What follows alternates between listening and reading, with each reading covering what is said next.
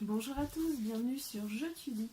Aujourd'hui, une série de 4 albums qui sont sortis il y a quelques mois déjà et dont j'avais honteusement complètement oublié de vous parler, mais que nous avons néanmoins beaucoup aimé à la maison, donc il n'est jamais trop tard. On va se rattraper aujourd'hui et découvrir ces 4 histoires. C'est parti. Alors, nous sommes sur 4 contes plutôt d'inspiration africaine, mais pas que, plutôt à thème animalier, des éditions Evalou qui sont vendus au prix de 14 € chacun. Hop, dans la collection Savane. Donc nous avons le chasseur et le lézard, le cochon, le lion et le hérisson, et le lion et le pélican. Voilà, il y a à chaque fois un thème qui est abordé par livre et on va les voir d'un peu plus près. Alors, moi j'ai d'abord été attirée vraiment par le graphisme de ces albums, que je trouvais vraiment chouette. À la fois contemporain, c'est du dessin, je pense à l'ordinateur, et aussi qui fait un peu dessin animé. Voilà.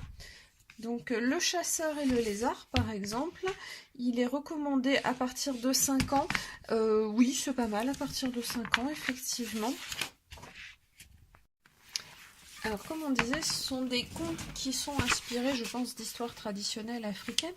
Ce ne sont pas des contes tout roses, alors là je vous mets un peu en garde, c'est-à-dire que souvent il y a un déroulement de l'histoire qui est assez cru, peut-être parfois un peu violent, donc lisez-le bien avant de le raconter à vos enfants. Ça fait vraiment penser aux contes traditionnels à l'européenne qui n'étaient pas du tout édulcorés, et c'est à nouveau le cas.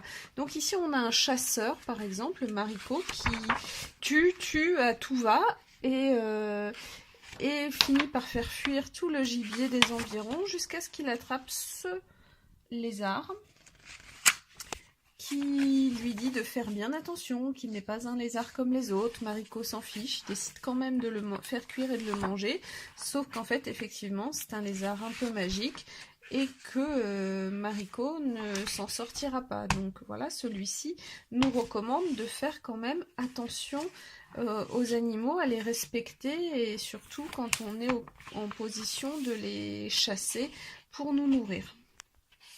Alors là, ici, on est plus... c'est peut-être en Afrique aussi, on ne sait pas trop en fait où ça se situe.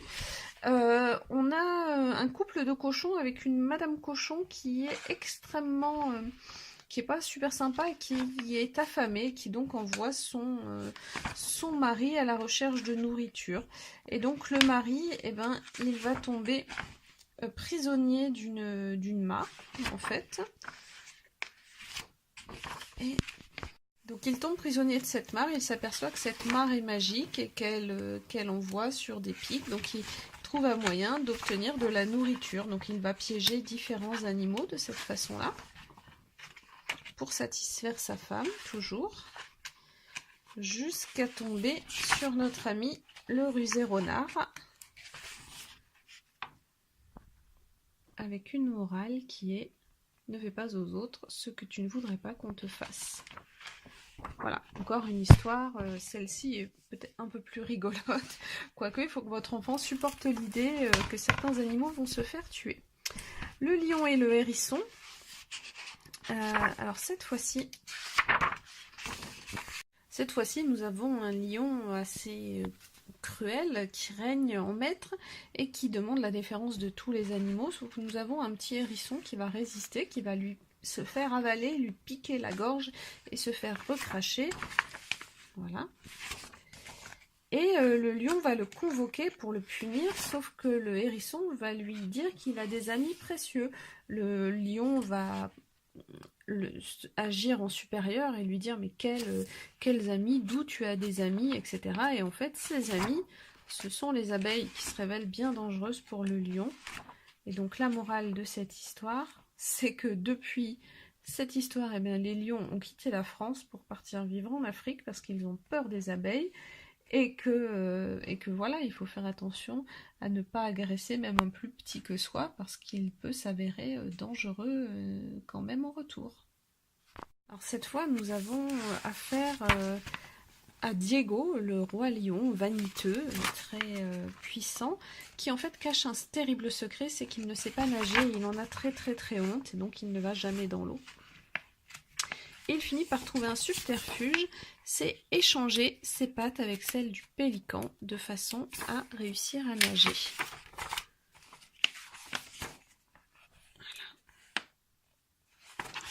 Et donc voilà, il va apprendre à nager, sauf qu'il va se faire prendre à son propre jeu, c'est-à-dire que ses pattes ne sont pas si parfaites que ça. Et finalement, eh ben, il s'apercevra qu'il est très bien dans son rôle de lion et que ça lui suffit largement de rester sur le bord. Il a avoué à ses amis qu'il ne savait pas nager et ils ne s'en tirent pas plus mal. Donc ce sont des histoires qui sont accessibles à partir de 5-6 ans, des contes qui sont un peu durs par certains aspects, mais rigolos et édifiants par d'autres. C'est de la sagesse populaire traditionnelle, donc c'est très mignon. Le dessin est extrêmement réussi. Dans le genre, si vous aimez les contes, je vous le recommande chaleureusement.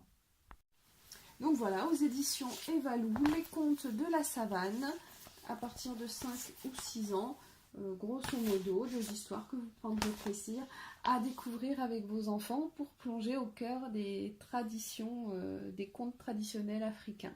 J'espère que cette découverte vous a plu. Si c'est le cas, n'hésitez pas à laisser un petit pouce en l'air, à vous abonner à la chaîne et je vous dis à très très vite sur Je Tulie pour d'autres découvertes. Au revoir.